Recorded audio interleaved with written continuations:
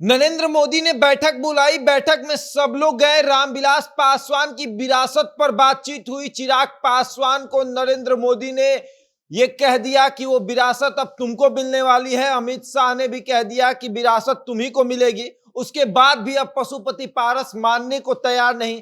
ये कह रहे हैं कि भाई की विरासत हम नहीं छोड़ेंगे, चाहे कुछ भी हो जाए।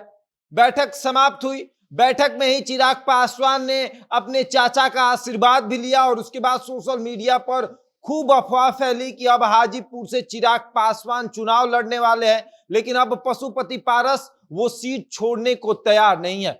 सारे विषयों पर बात होगी, लेकिन उसके पहले नमस्कार, मेरा नाम शशांक पांडे है। आप जनता जंक्शन पर मुझे देख रहे हैं। कैमरे के पीछे विशाल खड़े हैं और अब हम आपको बताते हैं किस तरीके से चिराग पासवान ने अपने चाचा पशुपति पारस का आशीर्वाद लिया।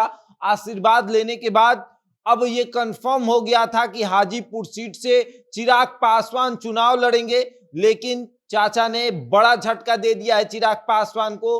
चाचा ये मानने को तैयार नहीं है कि मैं हाजीपुर का सीट छोड़ूंगा। मैं रामविलास पासवान की विरासत जो है, जो रामविलास पासवान ने बड़ी मेहनत से बनाई थी, उसे पशुपति पारस छोड़ने को तैयार नहीं है।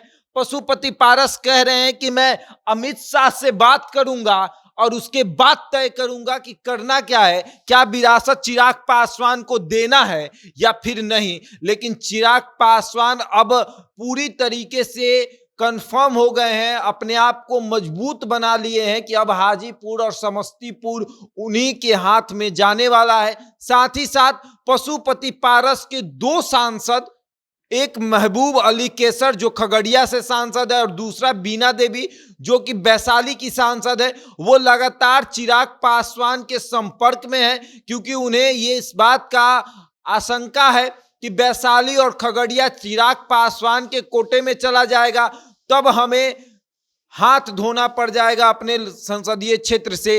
तो इसलिए सभी चिराग पासवान से मुलाकात कर रहे हैं। पशुपति पारस से संपर्क टूट गया है और पशुपति पारस कह रहे हैं कि उन लोगों को बड़ा झटका लगेगा, आप रहने दीजिए ना, इंतजार करिए, इंतजार का फल मीठा होता है। और पशुपति पारस उस समय का इंतजार कर रहे हैं जब उनकी मुलाकात अमित शाह से हो जाए और फिर अमित शाह से वो बात करेंगे कि हम तो आपके साथ शुरू से हैं और अभी भी हैं, लेकिन आप किसको हाजीपुर का सीट दे रहे हैं, जो आपके खिलाफ पहले बोलता था, आपके विरुद्ध जाकर चुनाव लड़ा, आप उसी पर भरोसा जता रहे हैं। हाजीपुर सीट भाई, बड़े भाई साहब ने मुझे दी थी और आप कौन होते हैं तय करने वाले कि हाजीपुर सीट चिराग पासवान को दे दिया जाए। रामविलास पासवान जब जिंदा थे तब वो तय करके गए थे कि उनकी विरासत पर छोटे भाई यानी मेरा हक है और इस पर अब कोई चर्चा नहीं होगी, क्योंकि ये पारिवारिक झगड़ा है और बाहरी लोग की एंट्री इसमें नहीं होगी। हाजीपुर सीट रामविलास पासवान की विरासत जो छोटे भाई पशुपति पारस के पास है। और कहा यह भी जाता है कि पिता की विरासत पर पुत्र का ही हक होता है, लेकिन भाई ने हक जमा लिया है और भाई कह रहा है कि अब हम नहीं देंगे, तुमको जो करना है कर लो। अब देखने वाली बात यह है कि क्या वाकई में चिराग पासवान हाजीपुर से जाकर चुनाव लड़ेंगे, पशुपति पारस हाजीपुर सीट छोड़ेंगे या नहीं। बहरहाल इस खबर में इतना ही। बने रहे हमारे साथ और देखते रहे जनता जंक्शन।